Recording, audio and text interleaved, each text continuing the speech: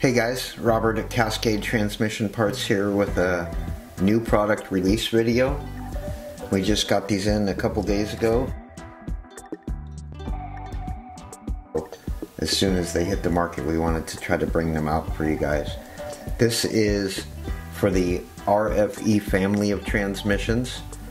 It fits all the 45, 545, 65, 66, and 68 RFEs. It also fits the 62TEs, which are found in the Caravan family and Pacifica models.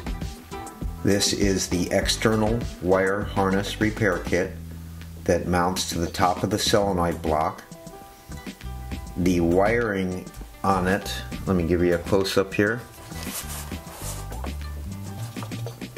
There's the connector itself.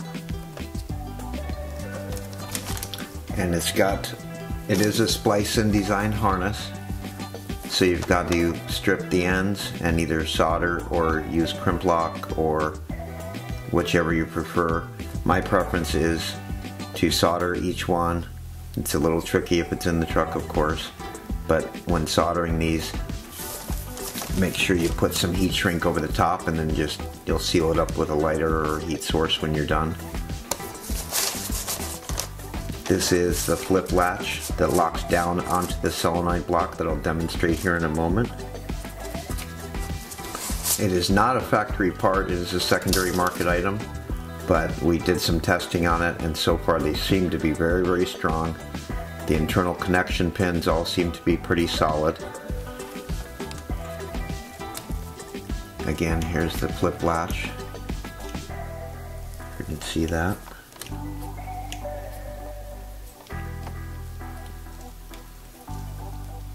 And the wiring on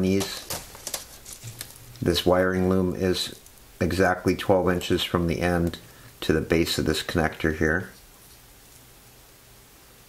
Okay, and this is how it would arrive to you from us,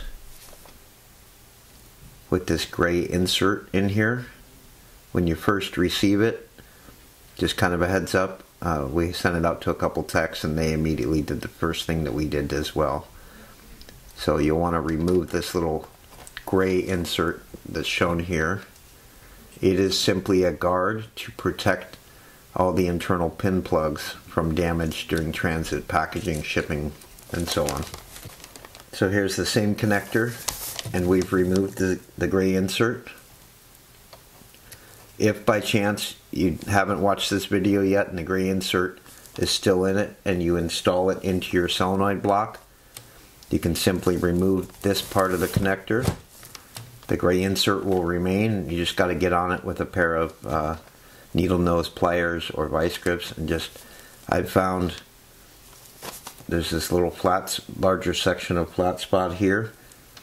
That's probably one of the better grab points because these all are fairly thin. There's not a lot of strength to them. So find something stable in there you get a good bite on and gently just draw it straight up and out and it'll remove. Okay, so here we are with the solenoid block for the RFE models. This video is covering the wire harness repair kit for this on the outside of the transmission, driver's side. So if we bring our wire harness in, you're going to notice on the block it's got these lock tabs here. Those should be in frame. So on these lock tabs and on the latch, there's this little guide channel here. See if we can see that on one of the other cameras. This guide channel is going to grab those pins, and as we cinch this down, it's going to draw the connector in there to make a good seal. There is an insulator in the bottom of the connector to help seal that plug from any moisture or debris getting in there. You've got two sets of pins here. I'll turn this towards there. So we've got 3 pins here and then 2 and 2. The other top section is 3 and 3 and 1. So stick the second row of pins that's 2 next to 2. That's what I'm using for this example.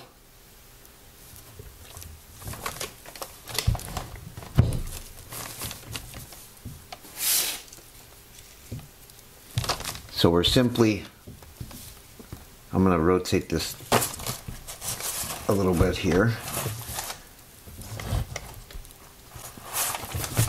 So our connector is simply going to go straight down. The latch portion should be down as well, not up, or it won't allow it to go into the guide pins. So I would suggest a test fit when you're, especially if you're installing a new solenoid block or while you have your valve body out, just so you can understand the mechanics of it and not make a mistake or force something when you're under the truck.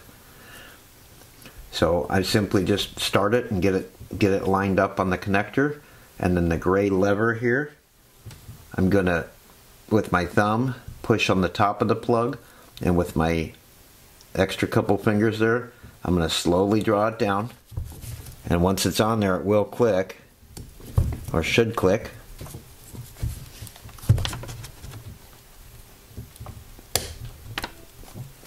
Hopefully you heard that. I'm pretty sure you did.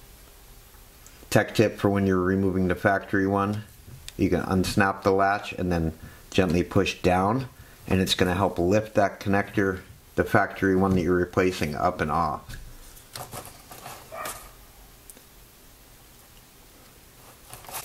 One thing I would keep in mind on these when you're doing the wiring is to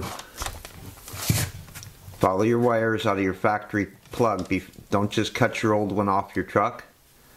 You're going to remove it from the solenoid block. You can drop the valve body or do what you need to do there. But okay, when you're ready to begin the repair, I suggest starting with just doing one wire at a time, and don't cut them all off your truck. You're going to pick a start point and make sure you're in the same alignment as your factory connector. So for an instance, I'm just starting with this lower corner. I'm going to find that lower corner wire on my factory plug. I'm going to cut it on my factory plug at the lowest possible point so I have that excess wire. Strip my insulator off here. Solder my connections. Prior to soldering though, make sure to slide your heat shrink on. A good 1.5 or 2 inches should be fine. And then that way, as my solder's cool, I slide my heat shrink over and shrink it down tight with a lighter or heat source, and then just move on to the next one. Do one wire at a time. It's going to be a little bit tedious, and leave yourself where, what I would suggest is maybe even doing 5 to 8 wires, and then stop, take a break, restroom, whatever. It'll be a good idea to have a couple zip ties handy, because you might end up with some excess wiring, just to kind of keep this all somewhat together so you don't have anything to contend with as far as anything hanging down below the truck. The wires are fairly rigid. They are copper, not cheap aluminum. Just to show you, connector's squared on there. And I'm gently pushing up on the gray section with the thumb knob, helping down with the other ones, and it'll click into place. If you need to remove it for some reason, or you want to work on the wires without dealing with, basically it'll give you some give, just pop her off. Gently push that latch down, and then if you draw it down, it'll lift that connector up off of the, it'll lift the wiring harness pigtail up off of the solenoid block connector, like so.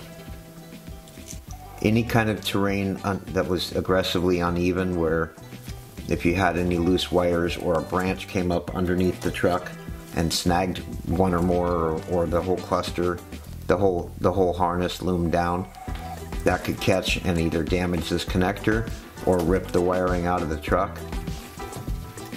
Also, there's been a few rare instances where the connector itself had gotten hit by some obstruction or some item, maybe a larger piece of rock or branch that had come up and cracked the housing, and guys had code issues because moisture was getting inside of that connector. So sorry if this one ran a little bit long. I just wanted to make sure that everybody had the information they needed to put it in proficiently without hitting too many snags. Below we will have a link to this on our website. We appreciate you watching. Thanks for your support.